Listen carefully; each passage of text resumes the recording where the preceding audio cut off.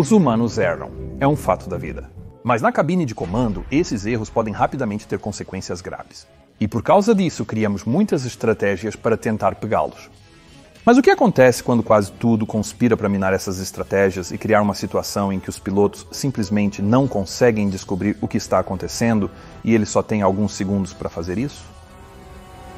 Fique ligado.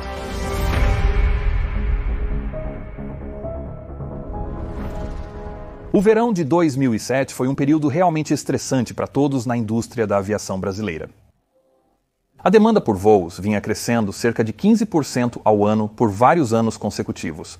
Para piorar, a Varig, maior companhia aérea do Brasil, havia recentemente encerrado suas operações. Quando isso ocorreu, outras companhias aéreas tentaram expandir para suprir a demanda, mas a infraestrutura aeroportuária do país não acompanhava o crescimento. Aeroportos desatualizados e torres de controle com falta de pessoal causavam atrasos em toda a rede. E em julho de 2007, mais da metade de todos os voos no Brasil operavam com grandes atrasos, o que realmente enfurecia os passageiros. Os pilotos da TAM Airlines, atualmente a maior companhia aérea do Brasil, sentiram intensamente o estresse dessa situação. Nos 4 anos anteriores, a TAM dobrou de tamanho, contratando milhares de novos pilotos e os colocando em treinamento o mais rápido possível. Com o término dos voos, os pilotos passaram a lidar não apenas com atrasos e congestionamentos constantes, mas também com clientes irritados que interrompiam voos e agrediam funcionários da companhia aérea. Recentemente, a TAM buscou aprimorar o relacionamento com os clientes ao exigir que um dos pilotos saísse da cabine para receber os passageiros durante o embarque, uma política que desagradou os pilotos. Porque não só esse novo procedimento os expunha a muita raiva e abuso, como também fazia com que as verificações pré-voo e a papelada demorassem muito mais, o que apenas piorava os atrasos.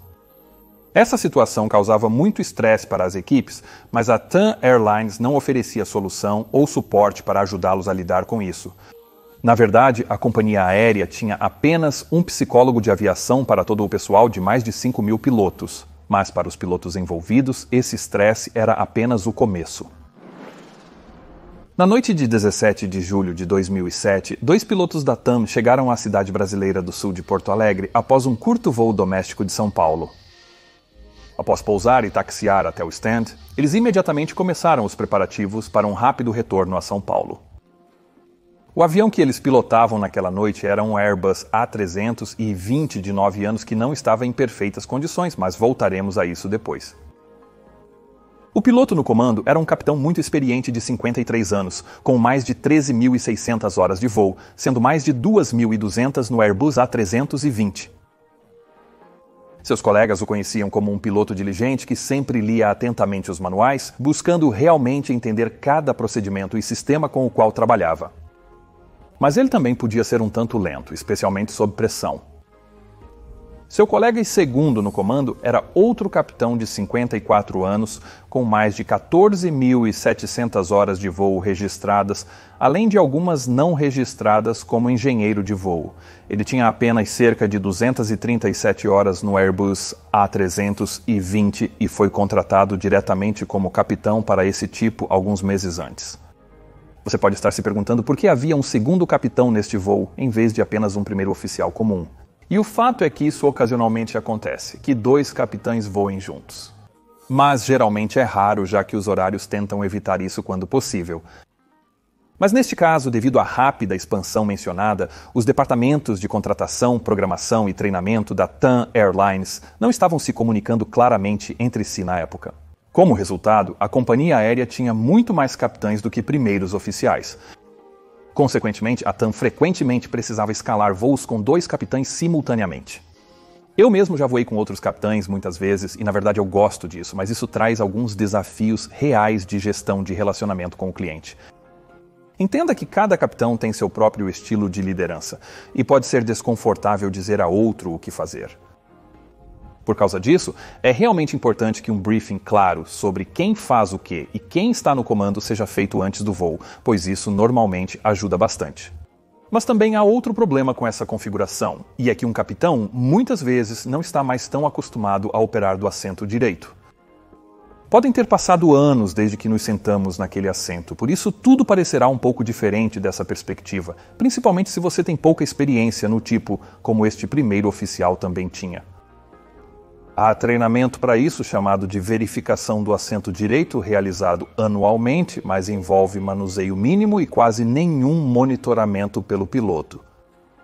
Não sabemos o quanto os pilotos foram brifados antes da partida, mas é certo que não receberam treinamento específico para estratégias de comunicação entre dois capitães na cabine de comando, além da verificação do assento direito mencionada. Essa não foi a única parte do treinamento deles que estava abaixo do esperado.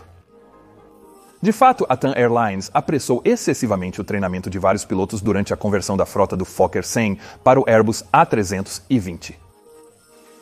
Eles ofereceram mais treinamento teórico do que a Airbus recomendava, mas o treinamento em procedimentos de cabine era de apenas 12 horas versus as 40 da Airbus, e o treinamento no simulador também era 7 horas menor do que o recomendado. Agora, todos esses fatores, é claro, aumentaram o nível de risco de fundo na TAM, mas neste dia em particular, ainda mais fatores de estresse continuaram se acumulando. Por exemplo, quando os pilotos pegaram esta aeronave mais cedo no mesmo dia, descobriram que ela estava operando com um reversor de empuxo inoperante. O reversor de empuxo tem como propósito reverter o empuxo do motor para auxiliar na desaceleração da aeronave após o pouso ou decolagem rejeitada. Nos motores aeronáuticos internacionais V2500 desta aeronave, os reversores de empuxo eram portas de bloqueio que se moviam para trás no exterior do motor, abrindo cascatas para o ar de bypass escapar para a frente, não para trás. Embora os reversores de empuxo produzam um rugido alto e impressionante durante cada pouso, eles normalmente contribuem apenas com uma pequena parte da frenagem total da aeronave e não são necessários para a partida na maioria das condições. A aeronave sofreu uma falha no reversor de empuxo direito dias antes, mas os técnicos da TAM não conseguiram consertá-lo. Eles o desativaram e registraram na lista de itens pendentes no log técnico. Ao verem isso mais cedo no dia, os pilotos verificaram os procedimentos na lista de equipamentos mínimos, que lista os sistemas que podem estar inoperantes junto com quaisquer procedimentos necessários. De acordo com a lista de equipamentos mínimos, o procedimento para pousar com apenas um reversor de empuxo deveria ser o mesmo que pousar com dois. Durante um pouso normal em o A321, o piloto reduz o empuxo para a marcha lenta antes do toque. Ao tocar o solo, o piloto aciona os reversores, puxando as alavancas de empuxo um pouco mais para trás. Se ambos os reversores funcionam, ótimo. Caso um não funcione bem, tudo bem, ele apenas não será ativado. Portanto, isso não foi considerado um grande problema para a tripulação, ao menos não no primeiro voo. Nesse voo para Porto Alegre, eles seguiram o procedimento e tudo correu perfeitamente. O capitão só precisava de um leve ajuste no leme para compensar a assimetria causada pela reversão de confiança. Mas o próximo voo deles, voo 3054 da TAM Airlines, iria levá-los de volta ao aeroporto de Congonhas, em São Paulo, que era um jogo completamente diferente. Isso porque o aeroporto de Congonhas era conhecido no Brasil por ser não só complicado, mas às vezes realmente perigoso. Contarei tudo sobre isso depois. Como o principal aeroporto doméstico de São Paulo, a maior cidade da América do Sul, o aeroporto de Congonhas era, e ainda é, o mais movimentado do Brasil e o pilar da rede de aviação nacional.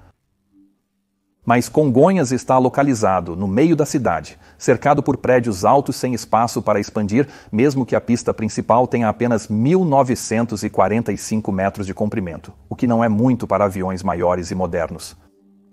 Ademais, a centralidade de Congonhas na malha aérea brasileira foi uma das principais causas dos atrasos sistêmicos em 2007, pois suas limitações de slots de pouso e vagas de estacionamento geraram um gargalo com impactos muito além de São Paulo. Porém, para os pilotos, pousar em Congonhas não era só inconveniente. Poderia ser genuinamente assustador. A pista principal, RWI-17, R30 e 5L, não tinha áreas de segurança no final ou rezas, pois estava cercada por aterros íngremes com vista para ruas movimentadas. Isso significava que ultrapassar a já curta pista por mais do que alguns metros poderia ter consequências desastrosas. Até agora, nunca houve um acidente grave de ultrapassagem lá, mas muitos pilotos acreditavam que era apenas uma questão de tempo. Não só porque a pista era curta e sem margens de segurança, Um dos maiores problemas era que a pista não era bem pavimentada e ficava muito escorregadia quando molhada, o que ocorria frequentemente. As autoridades do aeroporto implementaram medidas para mitigar os riscos, incluindo equipamentos especiais para remover borracha da pista e testes com diferentes aditivos de superfície. Mas nada funcionou muito bem, já que a água apenas tendia a ficar em poças na superfície irregular. Devido a isso, o aeroporto adotou uma política em que, sempre que chovia, as operações seriam temporariamente interrompidas, enquanto um representante da autoridade do aeroporto media o coeficiente de atrito da pista para determinar se estava dentro dos limites. Em maio de 2007, as pistas 35L e 17R foram fechadas para um recapeamento visando resolver definitivamente o problema de atrito. A melhor maneira de prevenir a formação de poças de água é, além de garantir que não haja áreas irregulares para a água se acumular, também fazer sulcos na pista. Com uma superfície levemente inclinada para baixo nas bordas, a água escorrerá do pavimento, deixando as cristas expostas para um contato ideal com os pneus da aeronave. Porém, com o prazo do projeto de restauração da pista se aproximando, os sulcos ainda não tinham sido feitos. Porém, as autoridades do aeroporto decidiram reabrir a pista em 29 de junho de 2007, planejando instalar os sulcos posteriormente, em data não especificada. A decisão de reabrir a pista sem sulcos não foi tomada com a contribuição da Agência Nacional de Aviação Civil do Brasil. E isso foi porque todo o projeto de renovação não tinha a aprovação da Agência Nacional de Aviação Civil, que por sua vez era porque o próprio aeroporto, o aeroporto mais movimentado do Brasil, nem sequer tinha um certificado de operação da Agência Nacional de Aviação Civil. A lentidão e dificuldade da Agência Nacional de Aviação Civil em realizar suas tarefas básicas de supervisão de segurança convenceu ainda mais os pilotos de que o aeroporto de Congonhas era inseguro e que nada estava sendo feito a respeito.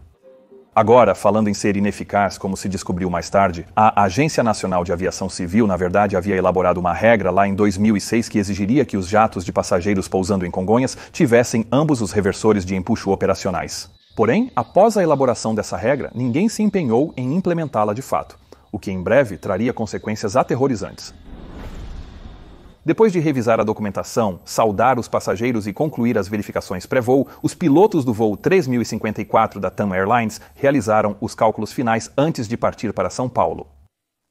Com todos os assentos ocupados, o avião pesava 66,9 toneladas, incluindo 2,4 toneladas de combustível extra, pois a companhia aérea abastecia em Porto Alegre, onde era mais barato. Isso significava que o peso da aeronave ao pousar em Congonhas seria de cerca de 63,5 toneladas, apenas 1 tonelada abaixo do peso máximo de pouso para aquele aeroporto nas condições climáticas relatadas. E para piorar as coisas, essas condições não eram boas. O medidor ativo para Congong indicou chuva leve sobre o aeródromo, tetos variáveis de 800 a 487,2 metros, visibilidade de 6.000 a 8.000 metros e ventos de 8 a 12 nós vindos do norte, direto na pista de operação. O clima estava deprimente, mas acima do mínimo, então não havia razão para pensar em desvios, contanto que o aeroporto permanecesse aberto.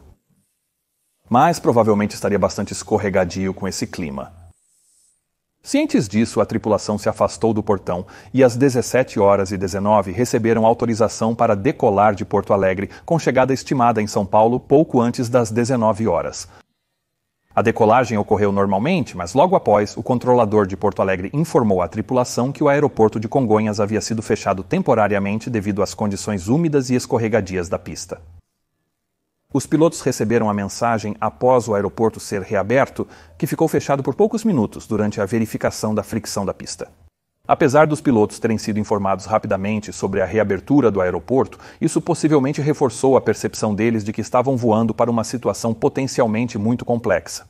Um dia antes, um ATR-42 de outra companhia aquaplanou ao pousar em Congonhas, deslizando para fora da pista e atingindo um poste de luz e uma caixa de concreto, causando o colapso do trem de pouso dianteiro. Apesar de ninguém ter se ferido gravemente no acidente, a aeronave ficou tão danificada que acabou sendo descartada. E isso aconteceu com apenas uma leve chuva relatada nesta nova superfície de pista não ranhurada. Os pilotos do voo 3054 provavelmente ouviram falar sobre isso e estariam cientes do risco potencial que a pista molhada representaria para eles. O voo 3054 continuou subindo para a altitude de cruzeiro de 21 mil pés, enfrentando turbulência de moderada a ocasionalmente severa durante a ascensão. Os pilotos tiveram que solicitar modificações na rota 2 vezes para evitar turbulência e tempestades em formação, o que provavelmente aumentou sua carga de trabalho. Às 18h03, eles foram informados que Congonhas havia reaberto, o que provavelmente não foi uma grande surpresa. O início e a parada das operações em Congonhas costumam ser normais, então saber que estava fechado não era motivo suficiente para desviar, principalmente porque muitos pilotos da TAM sentiam uma pressão velada da empresa para evitar desvios, o que poderia piorar ainda mais sua reputação. Conforme o voo se aproximava do destino, os pilotos teriam feito o briefing de descida e aproximação, revisando os itens necessários.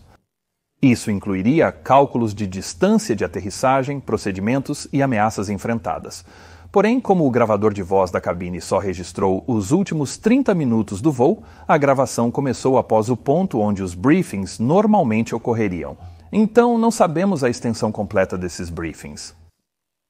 Durante a descida, quando as gravações começaram, obtivemos pistas sobre o que os pilotos pensavam. O capitão solicitou ao primeiro oficial para verificar as condições em Congonhas, enfatizando a importância disso, já que pousariam com apenas um reversor de empuxo. O capitão também reclamou de uma leve dor de cabeça, cuja razão nunca foi determinada, mas é compreensível considerando o estresse das circunstâncias. Apesar disso, tudo estava normal. E o voo 3054 logo recebeu vetores para a abordagem do sistema de pouso por instrumentos da pista 35L, com o capitão como piloto voando e o primeiro oficial como piloto monitorando.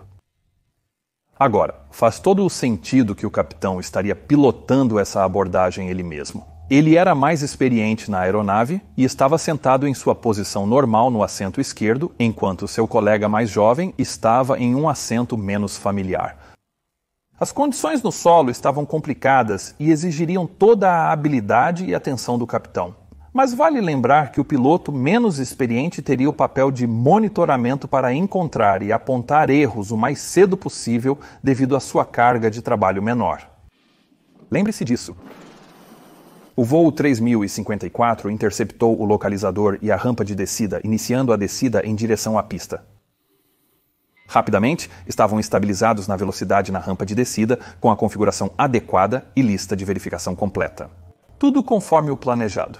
Nesse estágio, o capitão estava claramente nervoso, o que ficou evidente quando pediu ao primeiro oficial em exercício para perguntar novamente à torre sobre as condições da pista. A resposta foi que a pista agora estava molhada e escorregadia.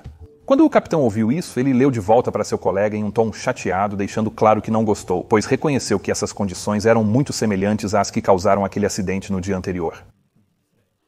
Em algum momento durante a aproximação, após ouvir sobre as condições da pista, ele provavelmente tomou uma decisão fatal.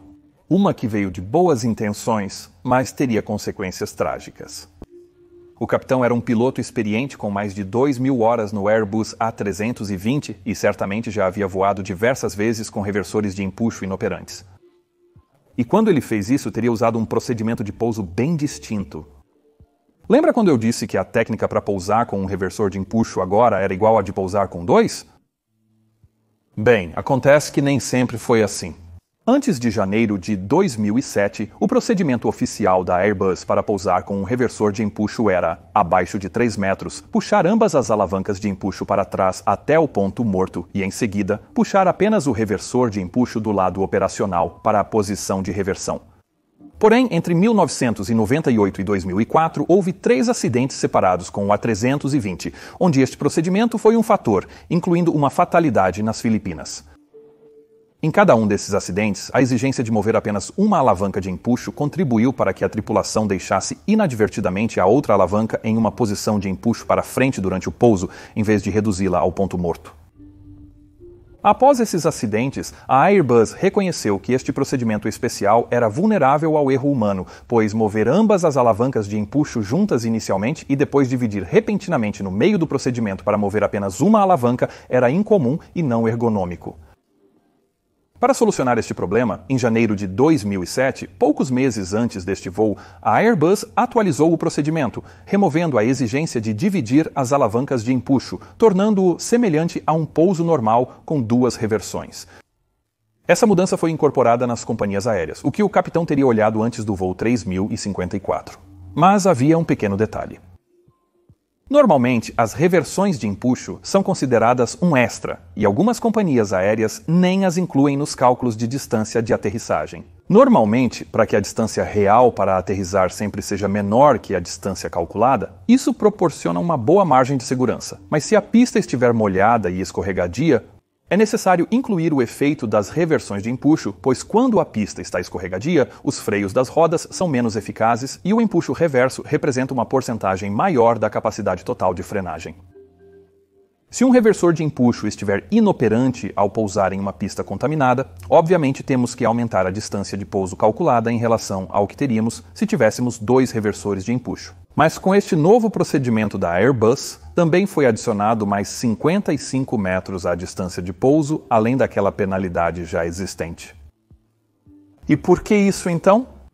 Isso ocorreu devido ao projeto do sistema de controle eletrônico do motor do Airbus A320. Quando uma alavanca de empuxo é movida para a posição de reversão, ela comanda um aumento no empuxo do motor para aumentar o empuxo reverso. Mas se a porta reversa não se abrir para desviar o fluxo de ar, bem, então esse empuxo aumentaria na direção para frente, mesmo que a alavanca de empuxo esteja na posição de reversão. Quando a discrepância entre o empuxo de uma posição e a saída real de empuxo atinge um certo valor, o sistema de controle digital de motor de autoridade total do Airbus A320 intervém para travar o empuxo desse motor afetado em marcha lenta. Mas, mesmo que essa intervenção acontecesse muito rapidamente, ela geraria, por um breve período de tempo, um pouco mais de empuxo para a frente naquele motor, fazendo com que a distância de pouso necessária realmente aumentasse em 55 metros em relação ao procedimento antigo. No cockpit do voo 3054, o capitão conhecia o novo procedimento, mas também estava familiarizado com o antigo, pois havia sido aplicado durante a maior parte de sua carreira no A320. Isso significava que ele provavelmente também entendia que, se usasse o novo procedimento, teria que adicionar 55 metros à distância de pouso, o que ele realmente não queria fazer. É muito provável, embora sem certeza, que o capitão decidiu usar o procedimento antigo para economizar esses 55 metros. Agora, há alguns pontos a serem considerados sobre essa decisão. Uma coisa que precisa ser enfatizada é que, na verdade, eles nunca correram o risco real de ultrapassar a pista. Com um reversor inoperante na pista molhada, a distância de pouso calculada era de apenas 1.332 metros, bem dentro dos 1.935 metros disponíveis. Então, os 55 metros não parecem que afetariam muito, mas também temos que lembrar que o capitão estava muito preocupado com este pouso. Ele saberia que, se ultrapassasse a pista 35 à esquerda por 55 metros, a aeronave cairia em um declive e em uma rua movimentada. Então você quase pode imaginar ele pensando que, se isso acontecesse, ele realmente se arrependeria de não ter economizado esses 55 metros. Por outro lado, sabemos que este procedimento foi alterado devido a acidentes reais, não hipotéticos, nos quais várias pessoas perderam suas vidas. Quando você leva isso em consideração, usar o procedimento antigo não parece valer a pena. Infelizmente, é possível que o capitão não soubesse sobre esses acidentes anteriores, pois a TAM Airlines não distribuía informações sobre acidentes em outras companhias aéreas para seus pilotos do A320 durante o treinamento recorrente. É válido ressaltar que a não conformidade com os procedimentos operacionais padrão era tão frequente na TAM que o gravador de dados de voo registrou pelo menos 5 técnicas distintas empregadas por diferentes equipes para pousar com essa falha em voos prévios, evidenciando nítidos problemas de padronização. Após decidir usar o antigo procedimento de mover apenas uma alavanca de empuxo para a ré, o mais prudente para os pilotos teria sido informar os riscos associados a isso ou usar o procedimento correto. Mas, como eu disse, o capitão provavelmente não conhecia os riscos. De qualquer forma, não houve discussão sobre isso captada pelo gravador de voz do cockpit durante a aproximação.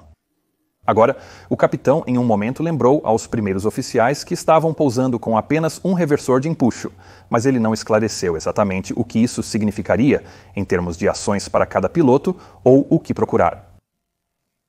Agora, se você combinar essa falta relativa de consciência situacional com o estresse elevado que os pilotos provavelmente estavam experimentando, bem, então você tem uma situação propícia para o erro humano. Em 1854, o voo 3054 da TAM passou o limiar da pista 35 à esquerda, pronto para pousar. Com os flaps e o trem de pouso totalmente estendidos, haveria bastante arrasto no avião. Assim, os motores produziam potência significativa para manter a velocidade de aproximação adequada, com razão de pressão do motor de 1.18. No Airbus A320, quando o autothrust está engajado, o que basicamente acontece o tempo todo, a posição do nível de empuxo não mostra aos pilotos o que os motores estão realmente fazendo, como acontece no Boeing 737 que eu piloto. No A320, o piloto seleciona um regime geral de empuxo usando alavancas, e os computadores de voo determinam o empuxo necessário para a aeronave fazer o que o piloto deseja. Quando a tripulação do A320 posiciona a alavanca de empuxo em um regime específico, reverso, ocioso, cruzeiro, subida ou toga, o autothrottle pode usar qualquer empuxo até o limite programado para esse regime operacional. Para essa abordagem, os pilotos ajustaram as alavancas de empuxo para o detent de subida, dando aos empuxos externos a autoridade para manter a velocidade de aproximação com flaps e engrenagens estendidos. Porém, quando o empuxo externo é desconectado, o controle de motor digital de autoridade total passa a comandar uma saída de empuxo correspondente diretamente à posição da alavanca. Lembre-se disso. Na cabine, os pilotos ouviram uma chamada padrão de altitude no rádio. 50, 40, 30, 20, 10... O trem de pouso principal pousou perfeitamente na pista, dentro da zona de toque, a uma velocidade de 142 nós. Pouco antes da aeronave tocar o solo, uma voz automatizada chamou "Retard, retard", lembrando a tripulação de reduzir a potência do motor ao mínimo. Em resposta, o capitão segurou as alavancas de empuxo, concentrado no procedimento que planejava usar, pois sabia que não podia errar. Ele então moveu a alavanca de truz esquerda de volta para o mínimo e para a ré, ativando imediatamente os reversos da mão esquerda. Mas, infelizmente, ao se concentrar tanto em mover apenas uma alavanca de truz, ele agora inadvertidamente caiu vítima do mesmo erro que havia causado a mudança deste procedimento em primeiro lugar. Ele esqueceu de mover a alavanca de truz direita de volta para o mínimo, deixando-a no degrau de subida. As consequências deste erro foram imediatas e graves. No Airbus A320, a implantação dos spoilers de solo é automática, mas só ocorre quando ambas as alavancas de empuxo estão no mínimo ou abaixo. Os spoilers de solo são essenciais para parar o avião, pois estragam a sustentação das asas, permitindo que a aeronave se acomode no trem de pouso e freios. Os spoilers só podem ser acionados quando as alavancas de empuxo estão em marcha lenta e o peso está na roda, para evitar acionamento acidental durante o voo, decolagem ou arremetida.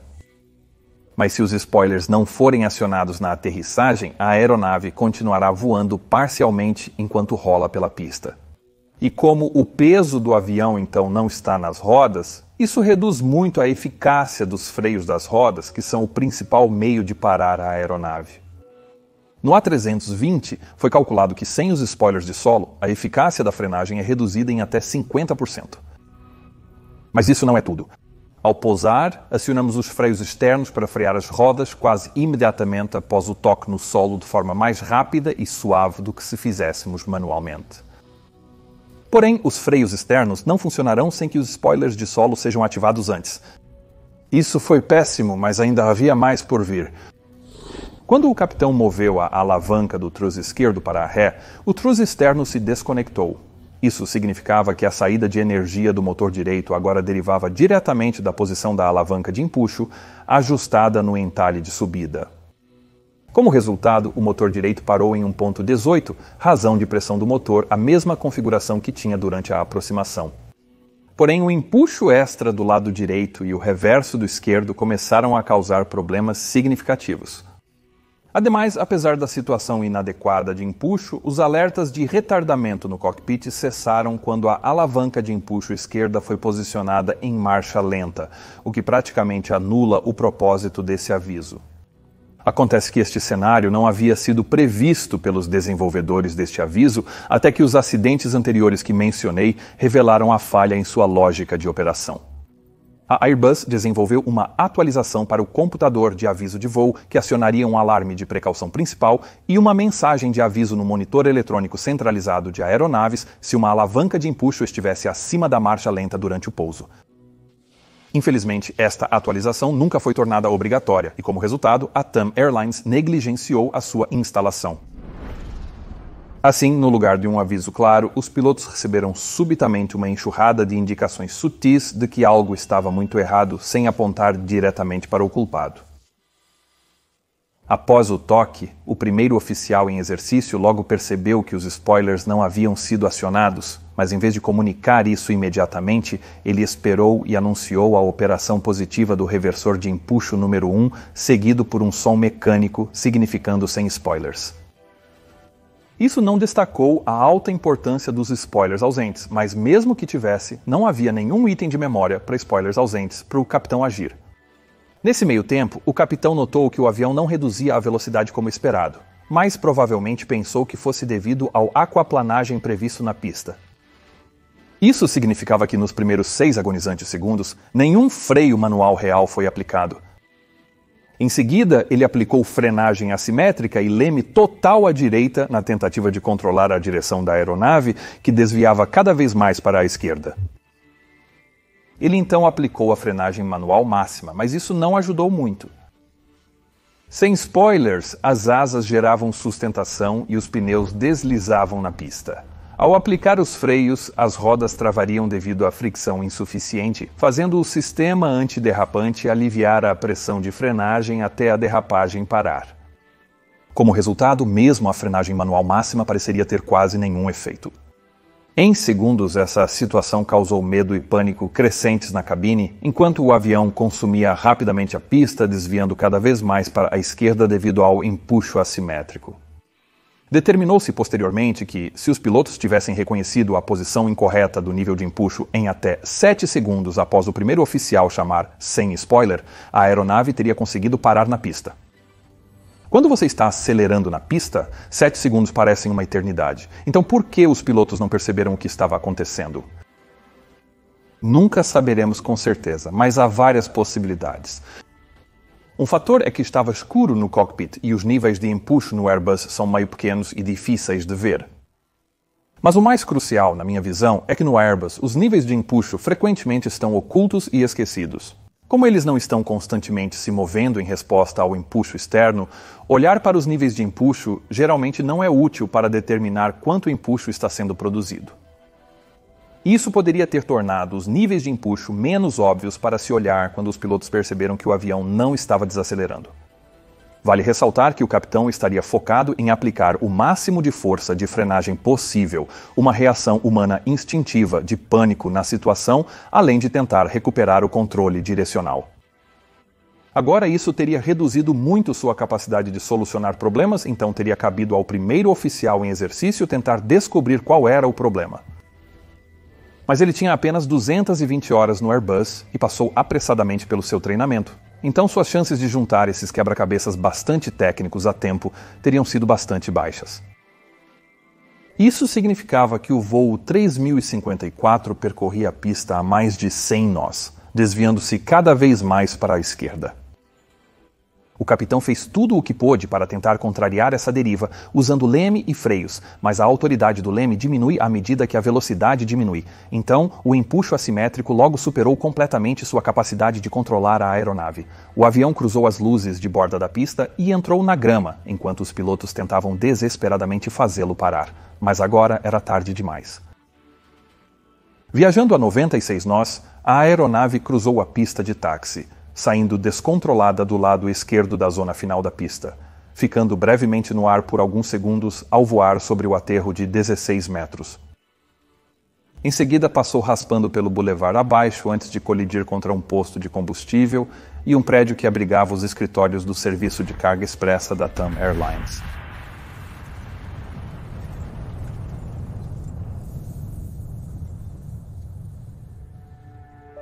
O avião foi totalmente destruído no impacto e os destroços consumidos por um enorme incêndio de combustível, matando todos os 187 passageiros e tripulantes a bordo.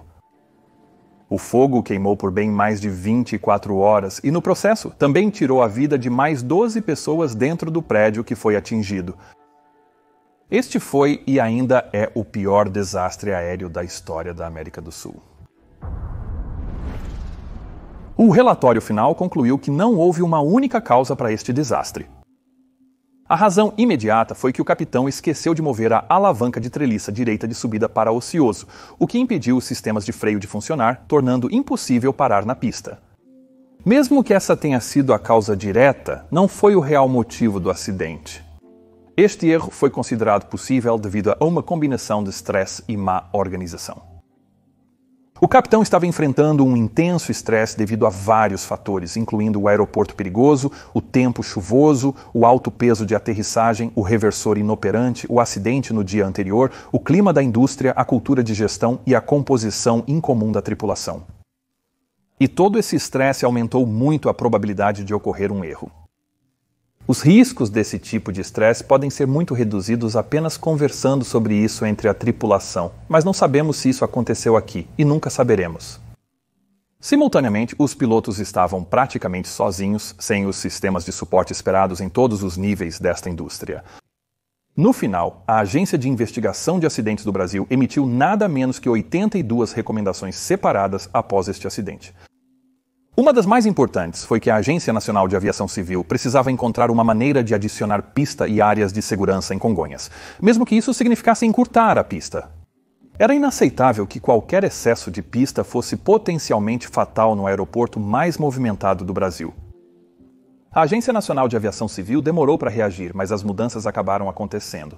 Em 2022, a pista 35L e 17R recebeu sistemas de detenção de materiais aprimorados em ambas as extremidades. Este sistema consiste em uma cama de material esmagável que colapsa sob o trem de pouso da aeronave, gerando atrito que faz um avião em alta velocidade parar em uma distância muito curta. A instalação dos sistemas de detenção de materiais aprimorados elevou consideravelmente as margens de segurança e a tranquilidade do piloto ao pousar em aeroportos restritos como Congonhas ou Chicago Midway. Isso é especialmente importante em um momento em que o número de excursões de pista está aumentando, enquanto a maioria dos outros tipos de incidentes de segurança estão se tornando menos comuns. Assista aos próximos vídeos e considere apoiar a minha equipe e eu através do Patreon, comprando produtos usando os links abaixo ou enviando um super agradecimento. Tudo é muito apreciado. Tenha um dia fantástico e até a próxima. Tchau!